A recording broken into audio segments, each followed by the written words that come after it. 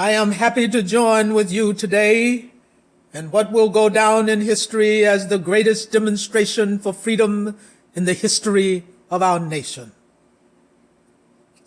50 years ago, a great American in whose symbolic shadow we stand today signed the Emancipation Proclamation. This momentous decree came as a great beacon light of hope to millions of Negro slaves who had been seared in the flames of withering injustice. It came as a joyous daybreak to end the long night of captivity. But 100 years later, the Negro still is not free. 100 years later, the life of the Negro is still sadly crippled by the manacles of segregation and the chains of discrimination. 100 years later, the Negro lives on a lonely island of poverty in the midst of a vast ocean of material prosperity. 100 years later, the Negro is still languished in the corners of American society and finds himself in exile in his own land. So we have come here today to dramatize a shameful condition. In a sense, we have come to our nation's capital to cash a check. When the architects of our republic wrote the magnificent words of the Constitution and the Declaration of Independence, they were signing a promissory note to which every American was to fall heir. This note was a promise that all men, yes, black men as well as white men, would be guaranteed the unalienable rights of liberty, life, and the pursuit of happiness.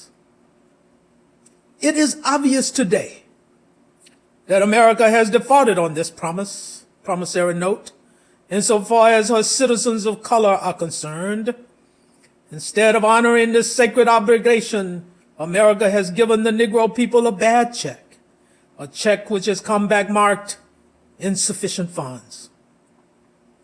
But we refuse to believe that the Bank of Justice is bankrupt. We refuse to believe that there are insufficient funds in the great vaults of opportunity of this nation. So we have come to cash this check, a check that will give us upon demand the riches of freedom and the security of justice. We have also come to this hollow spot to remind America of the fierce urgency of now. This is no time to engage in the luxury of cooling off or to take the tranquilizing drug of gradualism. Now is the time to make real the promises of democracy. Now is the time to rise from dark and desolate valley of segregation to sunlit paths of racial justice. Now is the time to lift our nation from the quicksand of racial injustice to the solid rock of brotherhood. Now is the time to make justice a reality for all of God's children. It would be fatal for the nation to overlook the urgency of the moment. This sweltering summer of Negroes' legitimate discontent will not pass until there is a invigorating autumn of freedom and equality. 1963 is not an end, but a beginning. Those who hoped that the Negro needed to blow off steam and will now be content will have a rude awakening if the nation returns to business as usual. There will be neither rest nor tranquility in America until the Negro is granted his citizenship rights. The whirlwinds of revolt will continue to shake the foundations of our nation until the bright light of justice emerges. But there is something I must say to my people who stand on the warm threshold which leads into the palace of justice. In the process of gaining our rightful place, we must not be guilty of wrongful deeds.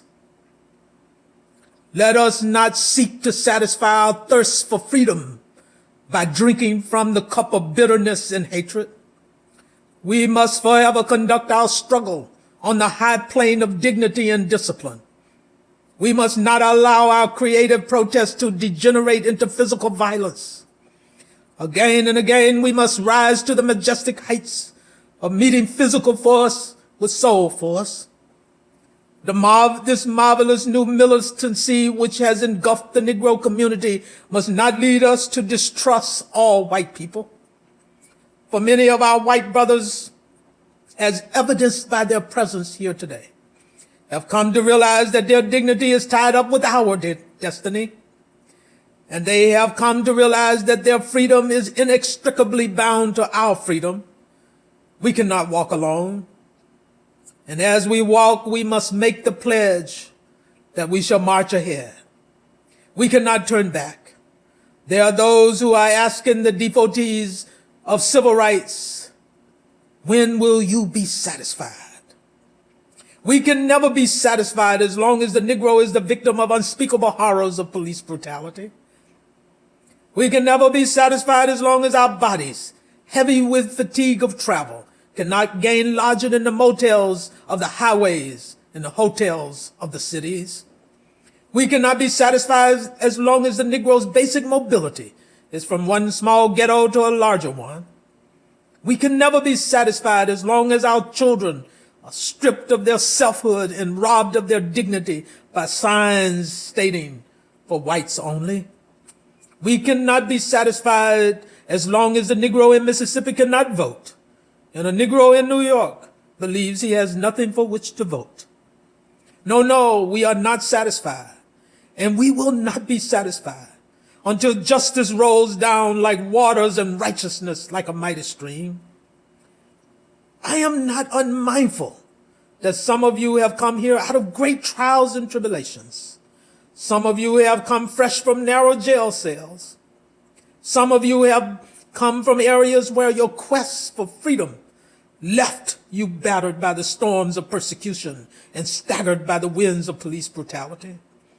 You have been the veterans of creative suffering. Continue to work with the faith that unearned suffering is redemptive.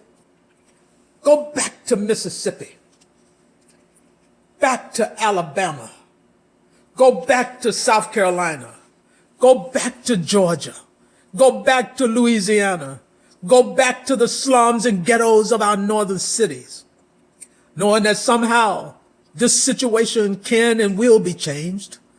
Let us not wallow in the valley of despair. I say to you today, my friends, so even though we face the difficulties of today and tomorrow, I still have a dream. It is a dream deeply rooted in the American dream. I have a dream that one day this nation will rise up and live out the true meaning of its creed. We hold these truths to be self-evident, that all men are created equal. I have a dream that one day on the red hills of Georgia, the sons of former slaves and the sons of former slave owners will be able to sit down together at the table of brotherhood.